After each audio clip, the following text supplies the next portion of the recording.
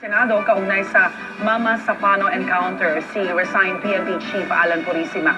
Iginit niyang wala siyang binigay na direktang utos kaugnay sa operasyon laban sa teroristang si Marwan.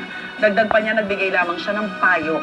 Ayon naman sa sinibak na hepe ng PNP Special Action Force na si Director Getulio Napeñas, kasama po nila sa meeting kaugnay sa operasyon si Purisima kahit suspendido na siya.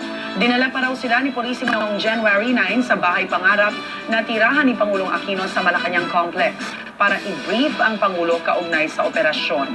Sabi pa ni Napeñas, ibinilin pa raw ni Purisima na huwag munang sabihan sina PNP OIC Deputy Director General Leonardo Espina at DILG Secretary Mar Rojas tungkol sa operasyon.